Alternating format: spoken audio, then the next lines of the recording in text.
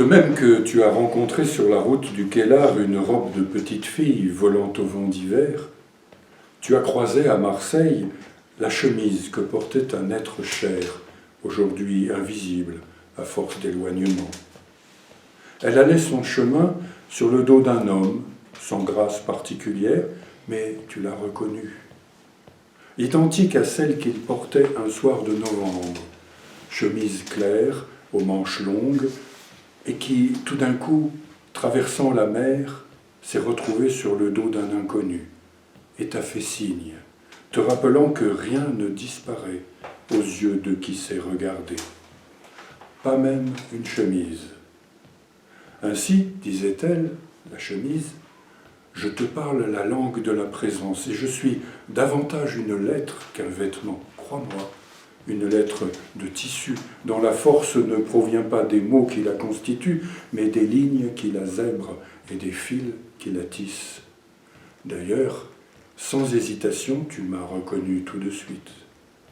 Bien sûr, tu ne pouvais le signaler à ceux qui marchaient avec toi, mais tu le sais, on ne peut rien dire de ces choses aux gens qui nous accompagnent. Il y a plus. La plage des Catalans était froide, en contrebas du jardin où vous aviez été rassemblés.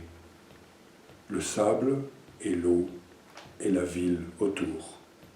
L'extrémité des doigts froide dans les poches du manteau. Le lieu appelé les Catalans était à l'origine un village de pêcheurs venus de Catalogne, village que l'on retrouve dans le conte de Monte Cristo. Toi, la mer dans ton dos, tu as parlé de la Suisse, l'Eldorado familial, et de tes arrière-grands-parents originaires du canton de Vaud qu'ils avaient quitté, fui pour Marseille. Puis tu as lu quelques pages de ton travail sur la folie Sauter. C'était une étrange manière de te relier à la fois au passé et au présent, à la mer et à la terre. Sous tes pieds l'une, dans ton dos l'autre. Et pourtant, malgré le Mistral froid, un homme s'est dévêtu et a rejoint l'eau. Cheveux presque entièrement blancs, mais la silhouette jeune encore. Tu ne le quittais pas des yeux. Cet homme, tu l'as compris assez vite, était l'être cher dont la chemise se promenait sur le dos d'un inconnu un peu plus tôt.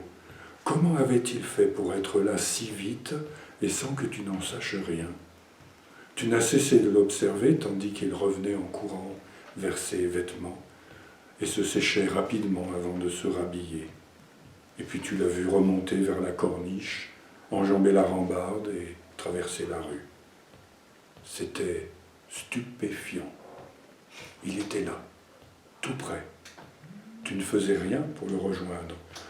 Au lieu de courir vers le magasin dans lequel il était entré, un tabac, tu restais planté au milieu des autres en te répétant que cette vision n'était qu'une manière de refuser la disparition de ce qui avait eu lieu vraiment et que rien ne pourrait effacer de ta mémoire.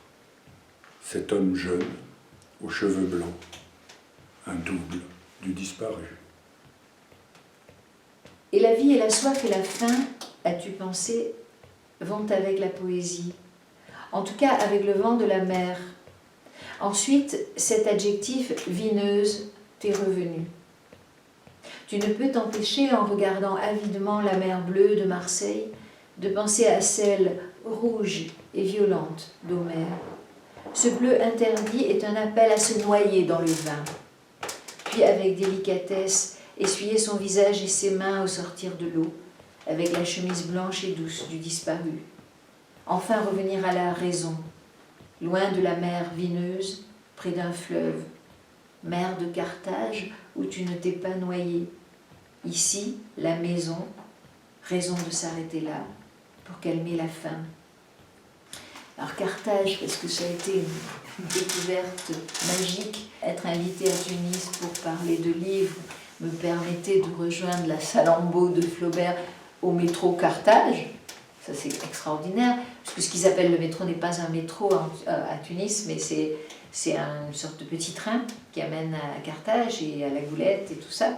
Et tout d'un coup, dis donc, la mer dans laquelle elle se jette, dis donc, quand Aîné l'abandonne, et que tout ça, parce que j'ai quand même eu la chance d'avoir une culture classique aussi, se matérialise. Et c'est vrai que Carthage, Alger, Marseille, c'est une sorte de triangle où tout d'un coup, toutes les histoires qu'on a appris à l'école, tout cet univers-là, il est là, il existe vraiment, c'est pas une invention.